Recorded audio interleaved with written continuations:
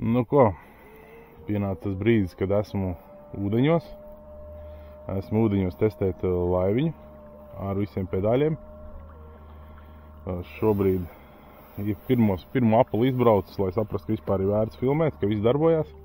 Izskatās, ka viss ne līdz galam noslīpēts, bet strādā, es teiktu, tuvu perfektam.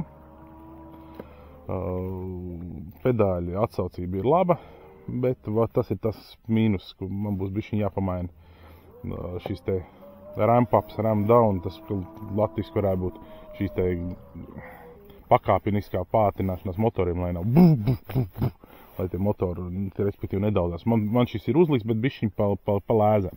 Man gribētu bišķiņ jāsāk pedāli. Neesmu testējis vairāk par 60% no maksimālās jaudas, jo mums paredzēts tāds nobrauciens šeit pa upi, un šī ir Abava. Un pa upi nobrauciens, un es vienkārši, tas posms ir kaut kāda 7 km, un es negribu pašu sākumā, ja nu kaut kas tomēr iet ne tā kā plānots, lai nav kaut kādu piedzīvojumu ar airiem, lai man nav jākačā tālāk. To es uz finišu tuvāk pārbaudīšu. Griešanās strādā labi. Maksimāla amperāža, ko patēriņas esmu redzējis, ir 70 kapekām, gan 80 ampēri, kas man bišķiņ uztrauc, jo tas bija pie 60%. Šobrīd braukāja pie 40%. Griešanās ir, manā skatījumā, solīdi. Kā redzat, uz vietas apgriezties varu.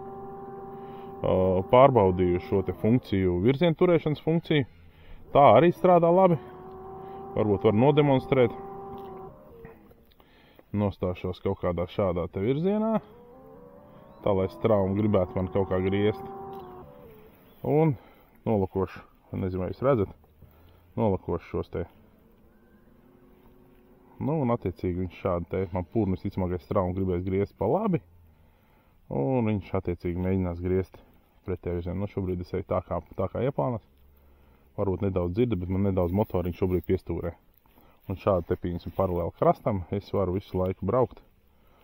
Un varbūt var nedaudz dzirdēt, kā nedaudz motoriņu rūc. Un šo te, labi, tagad strāmīt pagriež vairāk man te pa kreisi. Bet, nepietiekami daudz, lai mainītos attiecīgi šīs te pret kompas rādījumiem, lai mainītos. Šobrīd. Tagad vairāk iegriez. Motors, es tagad dzirdu, ka motorā vien agresīvāk kaut ko dara, bet tur ir pa dažiem procentiem viss tā darīšana. Un jūs redzat, kā pūrnis atgriezās atpakaļ virzienā. Labi, šajā gadījumā man nes bišķiņus krast, līdz ar to es sagriezīšos. Izslēgšu šo te stūrēšanas funkciju ārā. Jāpierod ir, jāizslēdz ārā, jā. Jāpabrauc no krasta. Es jau diezgan tuvu krastam esmu. Un jāsagriež. Tā, lai es varu kaut ko vairāk jums parādīt. Es jau, protams, kā lai saka, līdzīgi kā pirmoreiz mašīnai pie stūras. Tā man grūti ir vēl visā orientēties, bet, mēģināšu vēlreiz šo te virzienu loku funkciju. Jā, tagad man aizmugur vairāk ir straumē, un tagad visticamāk, viņš vēl vairāk piestūrēs. Pūrnis bišķiņ sagriezās, tā kā apakaļ pret straumu, redzat, laiva atkal nostājās. Dzīvē tas ir uzskatāms diezgan labi. Varbūt video to tik labi nevar redzēt. Jā, par temperatūrām vaļā kasti netur, baidos ieraudzīt dūmus, bet izskatās, ka tur šobrīd viss būs kārtībā. Vienīgais, kad es pārliecināšos, tagad es iešu uz 100%, kas tad notiekās. Tad es atvēršu vaļā, lai apsītos, vai nav kaut kādas, maģiskie dūmu kārtēji, kas bija iepriekšējā reizes testā. Bet tur viss ir tagad dubultā, tā kā visam vajadzētu būt ok. Vienīgais drošinātāji varētu izsist, jo tas 100 ampērīgais ir, kas varbūt būs jāpamaina. Bet virzieni, kā redzat, tur vienkārši perfekti.